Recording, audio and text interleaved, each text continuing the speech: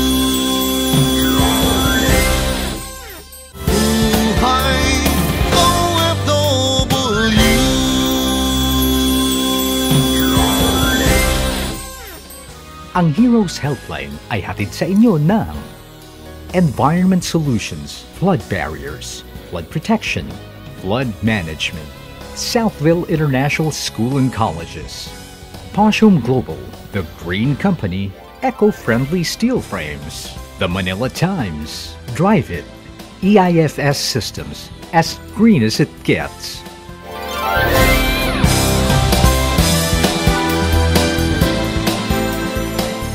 Magandang gabi po sa inyong lahat. Siyempre, nandito na naman po tayo sa ating programang Buhay OFW.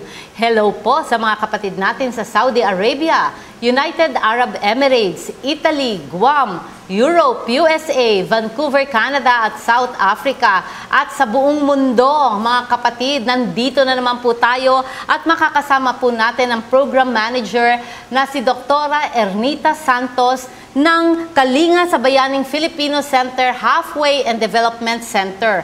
Makakasama din natin ang ating tatlong kapatid na mula po sa Syria. Ay magandang gabi sa inyong lahat. Hazel, Elmar, Rasma, and magandang gabi sa inyong lahat. Magandang gabi po, Ate Marisa. Ayan, syempre pag-usapan natin, ano ba ang role mo dito sa pagiging Program Director ng ating center? Ako nagpapatakbo ng mga programa dito sa Kalinga ng Bayaning Filipino Center, Halfway House and Development Center. Doktora, ano naman ang mga programa ng ating center sa mga kapatid nating OFWs? Ang mga programa natin dito, everyday, iba-iba.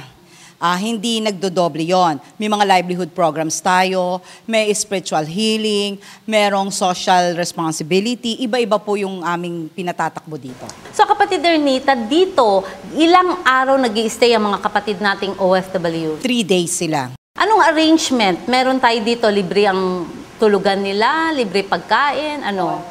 Yung food, OWA sumasagot nun. Ang place, lahat-lahat, ang Kabayan Hotel, yung advocacy group nila, at si Brother Within King. Kay Brother King, siya yan ang advocacy natin dito. Kailan natin inumpisahan itong center? Noong January lang. Bago lang, 2012, January. Elmar, kailan ka pumunta sa Syria? Sa ano po, January 27 yung papunta namin doon, January 27, 2011. Gaano ka katagal sa Syria? 1.5 year po. 1.5 year. Ano naging trabaho mo doon? Naging housekeeping po. Okay. Ito yung sinasabi nating household service worker. Yes. Okay. Ilan ang tao na pinagsisilbihan mo? Yung 2 bahay po. Una-una yung bahay ng amo ko, yun yung employer ko. Pangalawa po, yung isa na anak niya. Nag-asawa na po. Nag-asawa na may anak? Wala pa po. Walang anak. Okay. Ano ang naging experience mo? Maganda ba? Naging experience mo sa Syria? Maganda naman ang trato nila sa'yo? Pinapasweldohan ka ba? Opo, sinesweldohan po ako, pero hindi ko tinanggap yung sahod ko. Hindi ko nahawakan po. Nagpapadala lang ako sa Pilipinas. Pero may limitasyon po. The last time po, sinabihan na po ako na limitasyon sa Western Union daw, limitado daw yung pagpapadala kasi nauubos na daw yung dollar doon. Hanggang 500 lang daw po yung So yun yung na-avail. Pero yung pera na sobra sa $500 na naitago mo naman. Hindi kami pinapahawak po ng pera. So ibig sabihin, hindi yung totoong sweldo ang naibibigay sa inyo? Wala po. Yung lang po, pag magpapadala lang po kami. Okay, so yung $500, kompletong sahod mo ba yon o hindi? Hindi yun kumpleto. Kulang. Pero hindi na binibigay ang sobra sa'yo? Hindi pa po. Kaya ngayon po, yung may attorney doon sa embassy, yun po yung nagpa-follow up doon. May off day ka? Wala po. Walang off day. Walang off day. Open lang po ako makalabas ng bahay, yung nagtatapon, pinapabili, yung ganyan. Pagkatapos po, pumunta na po sila ng Lebanon kasi nagkakagulo na nga. Iniwan ako mag-isa sa bahay. Takot na takot ako kasi nakikita ko na parang fireworks na po yung buto. May bomba pa na nakikita ako, yung ganyan. Tapos po bago sila umalis, gusto ko na pong umalis. Nasaktan na po nga ako dahil dun. Kinandado ka nila sa bahay? Hindi naman. Basta iniwanan ka, may pagkain? Yung pangalawang bisis nasaktan po ako dahil nga po hindi naman siya kasi sa sobrang tension na po, hindi na kami nakakagawa ng maayos sa bahay kasi yung utak namin parang gusto na naming umuwi dahil sa takot nga. Pinapagalitan po ako ng employer ko. Nasaktan na po ako. Sinaktan ka? Opo, dinala ko niya sa room, sa kwarto niya. Pinaupo doon ako sa bed. Lahat ng pamilya na inagaw siya kasi sabi niya, wag mong saktan yan. Yun, iyak lang ako ng iyak. Pagkatapos nun, kasi sinabi niya kung gusto mong umalis ka. Gusto ko nang umalis, lalabas na sana ako. Hinila niya ako papuntang kwarto. Sinapak niya ako lahat, ganyan. Talagang sinaktan ka niya? Nasaktan ka ng husto? Hirap na ako. Wala lang. Upo lang ako talagang iyak. Hindi ka lumaban? Nung lalabas na ako ng kwarto, hinahawakan pa rin ako. Ipapasok sana ako dun sa CR. Buti na lang, nagmamatigas talaga ako. Kinagat ko talaga yung kamay niya. Yun. Natahimik siya. Nag-stop siya. So walang nagawa yung mga kapamilya niya, nasaktan ka. Kasi doon po, iba yung patakaran doon. Pag lalaki talaga yung yung nagagalit. Lalaki itong nagagalit sa'yo? Ang nananakit sa'yo, lalaki? Ay, akala ko naman babae. Kasi ang babae, hindi ganun katindi yung sampal. Mabait po yung amo ko na babae. Yung lalaki ang nananakit sa'yo. Opo, kasi ayaw niya po akong paalisin kasi hindi pa daw tapos yung kontrata ko. So, Elmar, nakatakas ka na. Nakarating ka na sa embassy, sa Philippine Embassy natin. Okay, gaano katagal ka sa Philippine Embassy para naayos ang papeles mo at na-repatriate ka from Syria? Salamat sa Diyos po, sa tulong ng taga-embassy, hindi ako nagtagal doon. Kasi lagi akong kumukontak sa nagtatrabaho doon si Ma'am April. Lagi kong kinukontak, sabi ko, iilagay niyo na ako sa listahan.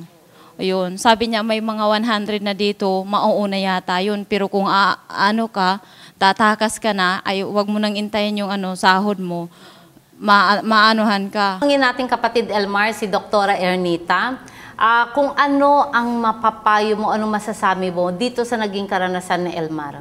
Simula pa lang, pagdating nila sinimulan namin yung case history. Tinatanong namin kung ano yung mga naranasan nila. Tapos, pinapayuhan namin kung ano yung talagang karapatan nila bilang OFW para hindi na sila naligaw uli.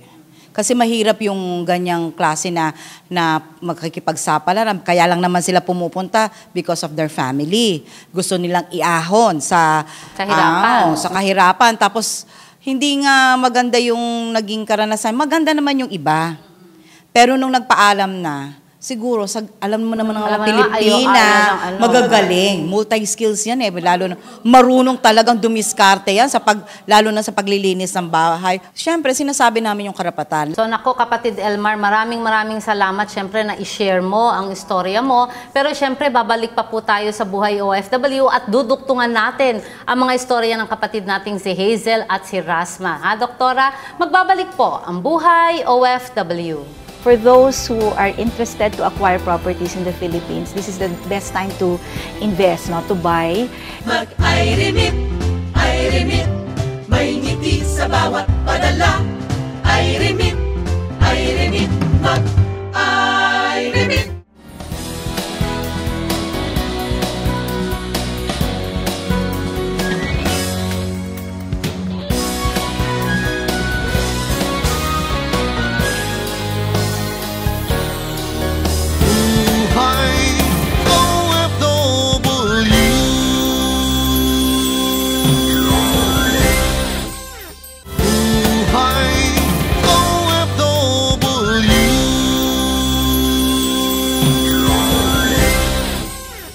Ang serbisyong OFW ay hatid sa inyo ng MegaWorld International, ang property one-stop shop at housing supermarket ng Overseas Pinoy. Veterans Bank, empowering today's Filipino heroes. Environment Solutions Flood Barriers, Flood Protection and Flood Management. EGI, E-Ganzon Incorporated. General Building and Engineering Construction Company, Poshum Global, The Green Company, eco-friendly steel frames.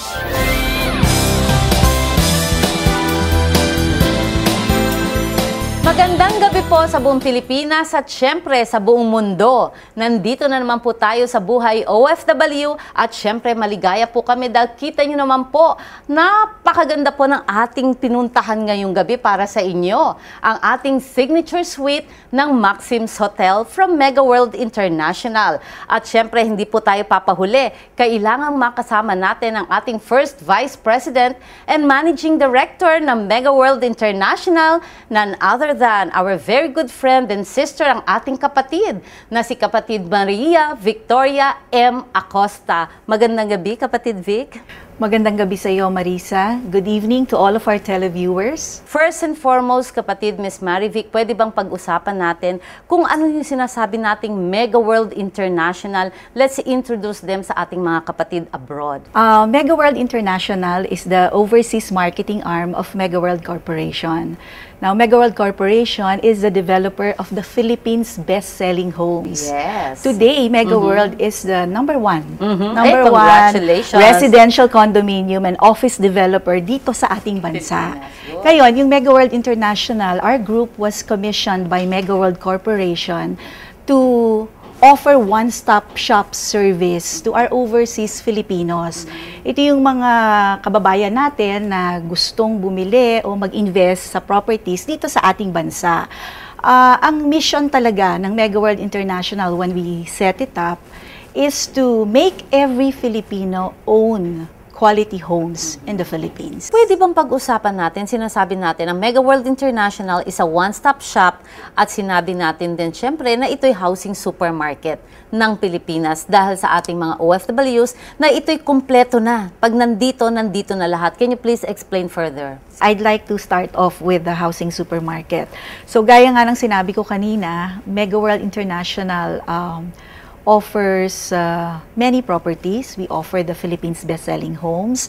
And we actually call ourselves a housing supermarket because we have a very wide range of housing options to suit the buyer's budget and preference. So kung ano yung gusto ng buyer, meron kami. So kung ang gusto, condominium. Condominium, meron kaming low-rise, may mid-rise, may high-rise. Diba? Kasi iba, ayaw naman ng mataas, meron ding mid-rise lang, tsaka low-rise.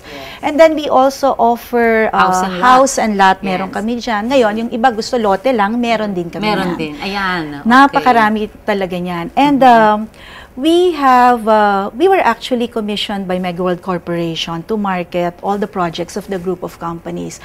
That's why, ang dami talaga naming offer. As a matter of fact, siguro mga 30 to 40 projects ang ino-offer namin. Napakarami talaga. Kasi we also market, aside from Mega World, market the projects of Empire East Land Holdings, SunTrust Properties, at saka yung isang sister company namin, yung Global Resorts Incorporated, yung Cherry.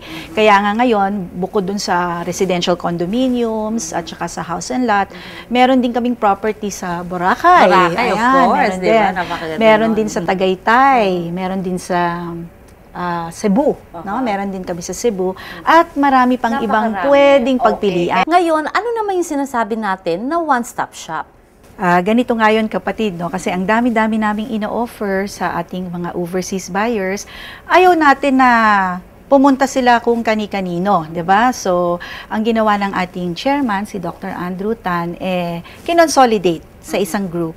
So, ibig sabihin nun, yung mga overseas buyers natin, pwedeng yung Mega World International na lang kausapin to inquire about the properties of Mega World in the Philippines.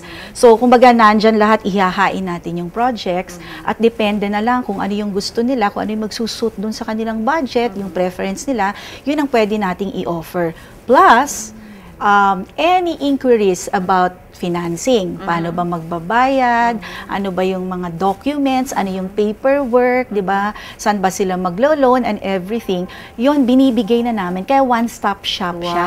Kasi lahat, even after sales service, ginagawa rin ng Mega World International. Saan-saan tayo merong satellite offices sa Mega World International para kung nandoon ng ating mga kapatid, alam nila, ay meron dito yan, hanapin natin. We have a Mega World International office in Singapore. Wow! And then we have satellite offices in Japan, in Australia, and other countries in Asia Pacific. In North America, of course, in the US, in California, we also have an office in LA. And then, meron din tayo sa Canada, sa Toronto, sa Vancouver. In the Middle East, medyo madami yan. Meron yan sa Qatar, sa UAE, saan pa ba? Sa Kuwait. Now, aside from Middle East, meron din kami sa Europe. Sa Europe, okay, we have a Mega World office in, saan ba to? Sa Rome, Italy, and also in London. Napakaganda. It's all over around the globe talaga. Yes, yun lang pinakamaganda for us to be able to reach out more to overseas Filipinos. Nandun talaga sila. Ayan naman. Siyempre, I'm very proud to say na ang inyo pong lingkod, ang country organizer ng Mega World. Kaya love na love ko yung Mega World. Country organizer, Miss Country Organizer. Miss Country Organizer, correct. Very proud ako. Ay, naku, thank you. Na isa ka sa tumutulong sa amin. Siyempre, yun yung ating Mega World International. Ano ba itong township na sinasabi? Yan. Mega World was the first to introduce the township concept in the Philippines. Yung township is what we call the live, work, play. Dagdagan na rin natin ng shop. Yes. Yun yung gusto natin, di ba? Yung shopping. So, live, work, play, shop. It's a self-contained community. It's complete. So, everything that you need is within your reach. So, all the amenities of a town, di ba, is within that development. Yun ang pinaka-concept ng township. Now, our township concept, di ba, was pioneered by Mega World through its flagship project, Eastwood City. Eastwood, nako, Oh, lahat alam mo yung nandiyan Eastwood sa City. Eastwood. Kung tama yung aking recollection, I think that was in 1996. Ngayon, Okay. grabe na ha, punong-puno na. Oo. Marami na ring nagsimula ng gawing township na rin ang Oh, mga yes. developments. Alam mo, no, kapatid, Oo. yung Eastwood City nung nag-umpisa ako. Actually, nag-umpisa ako sa, hindi naman, Simula, alam mo ba, simula. I joined our chairman even before Mega World was set up. Oh. Actually, this is my 25th year. Ay, konting taon pa So lang, ngayon, wala pang 25th. Mega World. Pero nung una, yung Oo. nung 1996, ano yan Talahibang pa yung Talahibang Eastwood pa, City. That's okay. in Libis, Quezon Oo, City. correct. But you've been to Yeah, Eastwood of City, course. so you've seen the Napakaganda. transformation. Everything I've seen. Napakaganda talaga. Lahat nandito na. What more can you ask for? Ganyang katalento at ka-smart at ka-intelihente ang ating chairman na si Dr. Andrew Tan. Yes. Grabe din. Oo, kasi concept niya, nag-umpisa sa kanya lahat ito. And if you've been to McKinley Hill Yes, also, of and course. Newport City. Yan These yung are pwedeng house and lot, di Oo, ba? dun sa McKinley Hill, meron din doon. May house and lot, may condominiums. Pero mapapansin mo, pag pumunta ka sa township developments namin, para siyang may international flavor. True. Alam Once mo you kung enter, bakit? iba na yung dating eh. Iba, tsaka may international flavor siya, katulad ng Eastwood City.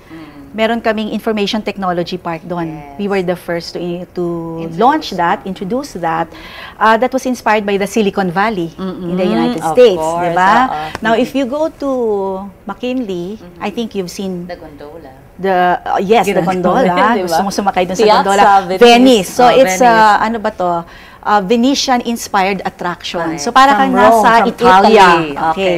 So, if you go to Newport City, we have Resorts World, Yes, of Manila. It's actually called now the gateway to the Philippines because it's across the new international airport. Tapos, we have Resorts World Manila. And ang gustong-gusto ko rin dito sa Newport City yung ating Newport Performing Arts. Ayan, ako, ang gaganda ng Diba? mga ano natin, So, mga theaters yan, na pinapalabas Broadway. sa mga So, para kang Broadway nasa shows. New York. Para kang nasa Las Vegas. Las Vegas and New York, yes. diba? Ano naman ang pagkakaiba nito sa mga bagong developments na rin kasi ngayon, di ba kapatid? Marami na rin na nagsimula na rin at ginawa na rin itong mga community in their developments. So sabi mo nga, nakita ko kanina yung international flavor, hindi parating mawawala. Yan, parating nandun yan. In all the development, international flavor. Ano pa rin ba ang edge natin bilang nag-pioneer, nag-introduce? Makikita mo pa rin ba ang diferensya natin? Actually, right now, I cannot think of any other township development. So, it's actually Mega World who pioneered, and as of now, it's only, well, I think Mega World is the only one with this type of development. Wala pa ako nakikitang iba. So, as I've mentioned earlier, aside from Eastwood City, may McKinley, may Newport, meron din tayong bago na project na township din sa Cebu, itong Mactan. Yes, Oo. yes, I yes, think ito. this is the, how do I call it? This is a competitive edge of Mega World. This is actually the unique selling point of Mega World Corporation, the township self-contained community. Ngayon kapatid, syempre sa dami ng mga projects natin, ano ang project natin na masasabi nating pinakabago ngayon sa atin sa Mega World? Okay, napakarami ring Napakarami. bago di ba? So, well, just recently we launched, this year we launched of course yung Tagaytay, Boracay project. Ito yung Twin Tagaytay Lakes sa Twin Tagaytay. Lakes, oo. Tagaytay Twin Lakes. Ako, Tagaytay. napakaganda po Ay, niyan. napakaganda. Overlooking. Boracay, New Coast. Yeah, New meron Coast, din. Boracay. Ano pa ba? Golf Cebu. Field. Sa Cebu, yeah. Cebu meron din tayo. One Pacific. And then Gulffield Gardens in Quezon City. That's very new also. So kapatid, Miss Maria Victoria M. Acosta, ang ating first Vice President and Managing Director ng Mega World International, pwede niyo pang bigyan ng message ang ating mga kapatid na overseas at ang ating mga Filipino residents abroad. Doon sa mga nakabili na at nag-invest na sa Mega World Properties, we'd like to thank you. No? And for those who are interested to acquire properties in the Philippines, this is the best time to invest, no? To buy. And what can we give you? Of course, we can offer you a lifestyle of convenience with our township projects. And for all other projects which are not within the township development concept, we make sure that they are strategically located near all the amenities. Yung sinasabi mong malapit sa school, malapit sa simbahan, malapit sa shoppingan. No? So we offer you a lifestyle of convenience, and we can make property acquisition very convenient and easy for you. All you have to do is just contact or see any of our international MegaWorld agents. Go to our MegaWorld satellite offices, our partners abroad, and you can just inquire about anything so you can make a wise decision in your property investment. Wow, very well said. Ayan po ang ating first VP and Managing Director ng MegaWorld International, Ms. Marivic Acosta. Magbabalik po ang Buhay OFW. Mahirap ang buhay sa Amerika. Kailangan mo talaga magtrabaho para makuha mo yung gusto mo. Investment opportunities para sa OFW hatid ng MegaWorld International. Hangad ng mga OFW ang mabuting edukasyon para sa kanilang anak. And when it comes to living near the Philippines' best schools, dapat ang inyong address ay well located. Isang condo project sa Capitol Hills, Quezon City ang may location na napakalapit sa premier university town ng bansa, ang Gulf Hill Gardens. Ang Gulf Hill Gardens ay isang magandang property investment na handog ng MegaWorld International, ang property one-stop shop at housing supermarket ng overseas Pinoy. Gaano nga ba kaganda ang lokasyon ng Gulf Hill Gardens? Malapit ito sa Katipunan Avenue at sa University of the Philippines, Miriam College and Ateneo de Manila University. Minutes away ang Holy Family School, Claret School, Costca School at St. Bridget School. Nasa neighborhood mo rin ang Capitol Hills Golf and Country Club at ang residences ng Ayala Heights at La Vista Village. Isang privilege ng mga residente ng Gulf Hill Gardens ang exclusive use of 2 school bus shuttles, kaya no problem ang paghatid sa inyong mga anak sa eskwelahan. Hindi lang good education para sa inyong mga anak ang benefit ng inyong address. Ma-e-enjoy nyo rin ang safe low-density living. Executive studios and 2-bedroom units sa 6 na low-rise residential clusters ang mapagpipilian. Meron ding right-of-way ang mga pedestrians at gated ang buong community kaya safe. With amenities na family-friendly, kumpletong-kumpleto na ang metro lifestyle ninyo. Learn well, live well sa Gulf Hill Gardens. Contact the MegaWorld International office in your territory for more information.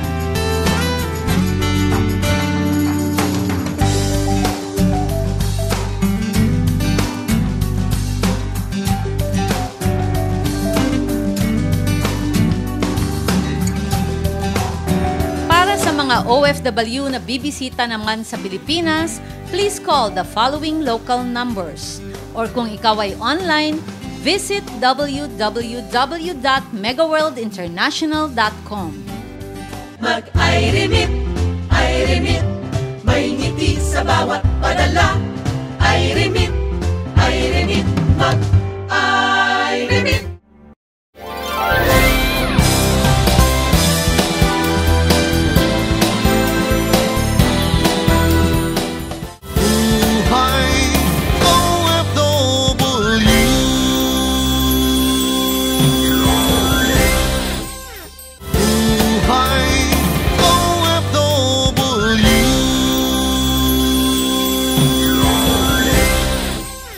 Ang OFW in Focus ay hatid sa inyo ng iRemit, Global Remittances, may ngiti sa bawat padala. ICCT Colleges, a global Pinoy distinction. Fukoidan, Slimming Rejuvenation and Wellness Center.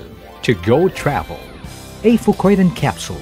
Look young, live longer. A gift of health from the sea. 8 taong nurse sa California si Spencer. Pero hindi sapat ito para makalimutan niya ang kanyang first love, ang musika. Narito ang kanyang kwentong OFW.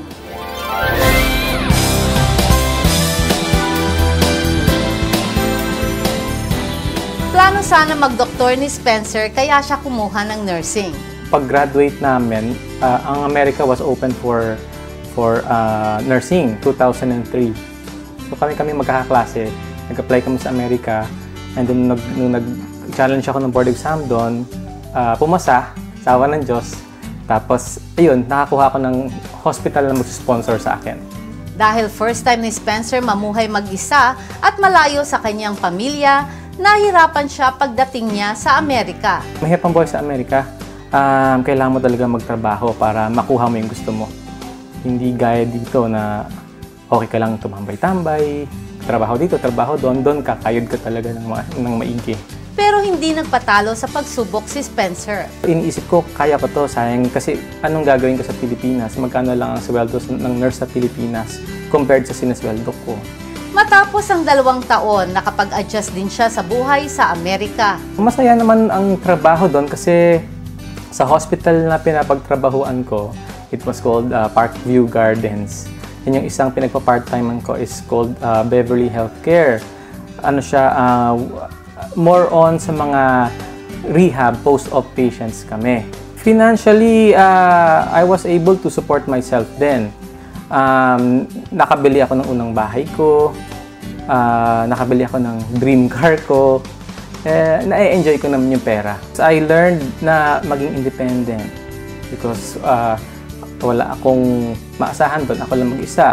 Habang nasa Amerika si Spencer, nagkaroon siya ng pagkakataong ipagpatuloy ang kanyang passion. I was able to work in a band then called Manila Sound Machine. I was a drummer there, and nag-gigs din kami, nagpo-front shows kami. Like for example, si April Boy, nagpupunta ng Amerika. We will do front acts for local artists na nagpupunta sa Amerika. Musika talaga ang nasa puso ni Spencer. Ito ang dahilan kung bakit umuwi siya ng Pilipinas matapos ang 8 taon niyang pagtatrabaho sa Amerika. I was buying different guitars, different drum sets, different keyboards because yun talagang hilig ko gawin. And then nung umuwi ako noong 2010, I was able to put this up. At least nagamit ko rin yung mga ininvest kong mamahaling gamit. Pero most of the equipment na makikita mo rito, inuwi ko galing Amerika. Ako ang bumili. Itinayo ni Spencer ang Sprita para sa katuparan ng matagal na niyang pangarap. To capture a dream na, nakaipon na rin naman ako kahit papano, gusto ko lang talaga i-capture yung dream ko in music, in the music industry. Kasi parang ang tingin ko, sana, meron pa sanang improvement on the quality of Filipino songs sana. And yun sana yun ang gusto kong gawin. Kahit pa tinalikuran na ni Spencer ang pagiging nurse, masaya pa rin siya na minsan sa buhay niya ay nagampanan niya ang makabuluhang trabaho na ito. I'm proud to be a Filipino nurse because ang mga Filipino nurses talaga ang hinahanap ng mga Amerikano, mga Latino because we are very hospitable and we are very ready tayo tumulong. Kahit hindi natin pasyente, tutulungan natin. Kahit wala tayong nursing assistants, tayo magtatrabaho. Sabihin natin ang Pilipino medyo may kasipagan. Experience is the best teacher. Tunay na ang mga pinagdadaanan natin ang pinaka-epektibong aral na matututunan natin sa ating buhay. Inaanyayahan namin ang lahat ng mga OFW kasama ang kanilang pamilya para lumahok sa buhay OFW Mr. and Miss Citizens of the World. Ibahagi ang inyong kwentong OFW na kapupulutan ng aral at inspirasyon ng ating mga kababayan. Magbigay aral, magsilbing inspirasyon. Join Buhay OFW Mr. and Miss Citizens of the World and make a difference in other people's lives.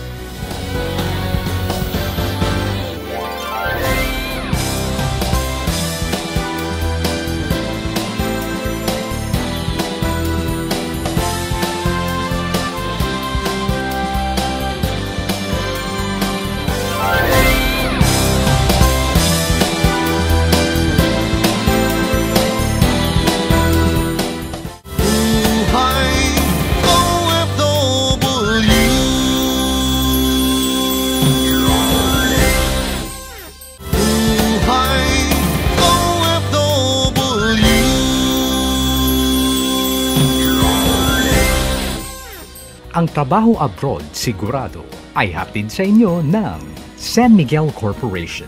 iRemit Global Remittances. May ngiti sa bawat padala. West Insula Condominium. Beauty and Intelligence. Dare to Compare. more than just a trophy. It's a jewel. Drive it. EIFS Systems, as green as it gets. A Fucoidan capsule. Look young, live longer. A gift of health from the sea. Importante na matatag at solid ang track record ng isang ahensya na pagkakatiwalaan natin sa ating pag-alis.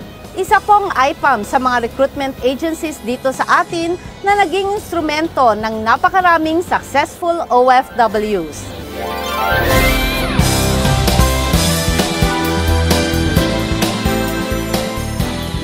40 years, ganito na katatag ang IPAMS or ang Industrial Personnel and Management Services, Inc. IPAMS started in 1972 as a management and labor consulting company and came in December 1976.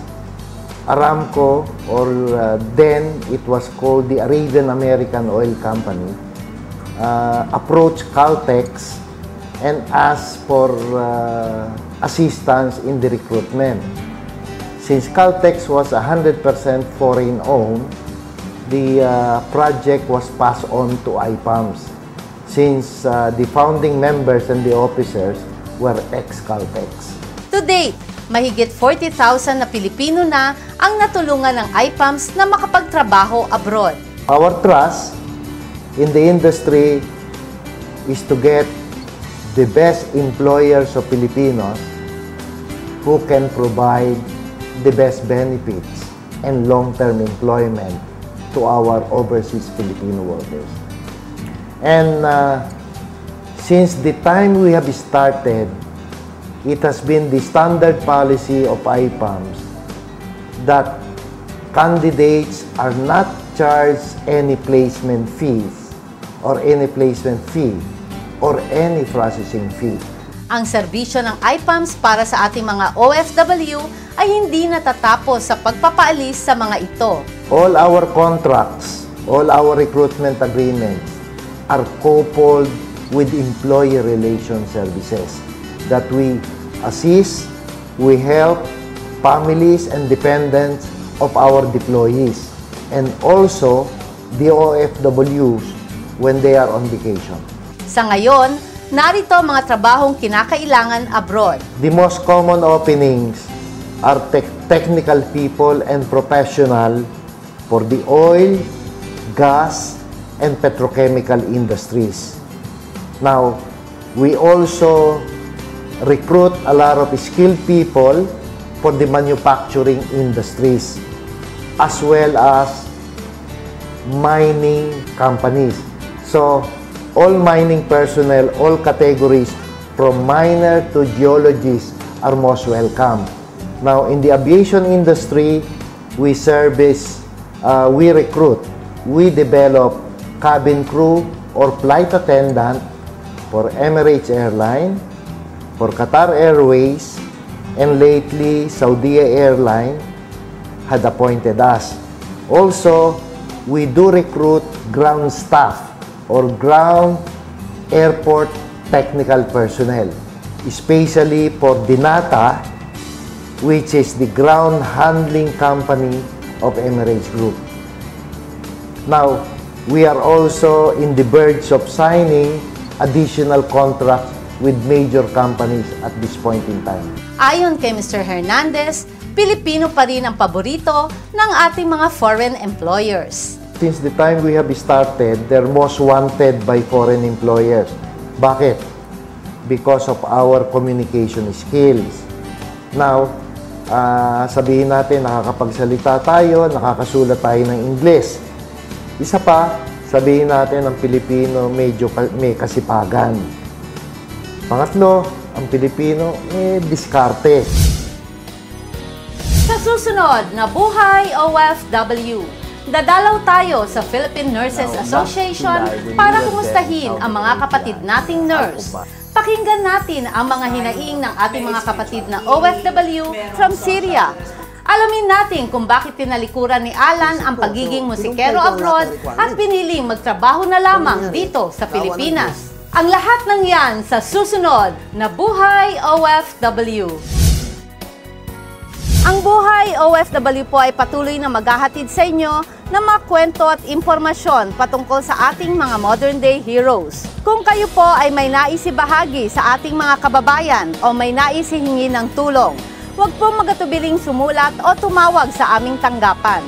Ako po inyong kapatid na handang maglingkod, Ate Marisa Dalmar, kakampi, kaibigan at kapatid ng mga manggagawang Pilipino sa buong mundo. Ito ang Buhay OFW. Ang Buhay OFW ay inihatid sa inyo ng San Miguel Corporation, Megaworld International, ang property one-stop shop at housing supermarket ng Overseas Pinoy, iRemit, Global Remittances, may ngiti sa bawat padala, Veterans Bank, empowering today's Filipino heroes, Drive It wall cladding system as green as it gets, South Insula Condominium, beauty and intelligence, dare to compare, because the real home is beautiful inside and out. Southville International School and Colleges. To go travel.